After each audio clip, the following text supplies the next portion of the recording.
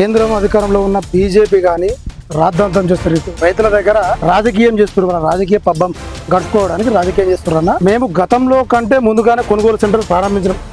గతంలో బీఆర్ఎస్ ప్రభుత్వం హరీష్ రావు గారు కానీ నియోజకవర్గంలో ఎప్పుడు ప్రారంభించడం అంతకంటే 15 రోజులు ముందస్తుగానే మేము ప్రారంభించడం. మేము అన్ని ప్రికాషన్స్ తీసుకున్నాం. గతంలో ఎప్పుడు కానీ పోలీస్ డిపార్ట్మెంట్ ఇన్వాల్వ్ కాలే. హరీష్ రావు గారు మాత్రం తన ఉనికిని ఎక్కడ కోల్పోతున్నానో అని ఈ రైతు ప్రభుత్వంలో, ప్రజాపాలనలో, రేవంత్ రెడ్డి గారి ప్రభుత్వంలో తమ ఉనికిని కోల్పోతున్న ఉద్దేశం కొద్దీ హరీష్ రావు రాజకీయ పబ్బం కట్టుకోవడానికి రాజకీయాలు చేస్తారు. మీరు రాజకీయంగా ఆయన మీద దోషేసే ప్రయత్నం కాకపోతే ఇప్పుడు మీరు అధికారం ఉన్నారు, మీరు మార్కెట్ కమిటీ చైర్మన్ ఉన్నారు, రాష్ట్రంలో మీరు అధికారం ఉన్నారు.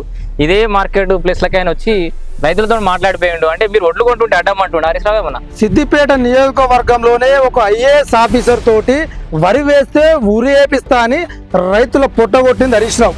రైతులు మద్దతు ధర అడిగితే వాళ్ళ చేతులకు వేడి లేచిన మీరు చరిత్ర మీరు చూసిరన్నా. సుమారుగా ప్రభుత్వానికి 3,900 కోట్ల నష్టం వాటిల్లుతుందని అధికారులు లెక్కలు తేల్చినా కూడా వాళ్ళని డిఫాల్టర్ గా తేల్చకుండా, వాళ్ళ రైస్ మిల్లు సిజ్ చేయకుండా కాపాడింది హరీష్ రావు గారే. ఆ పాపం ఇంకా కూడా వెంటాడుతుంది రైతులు.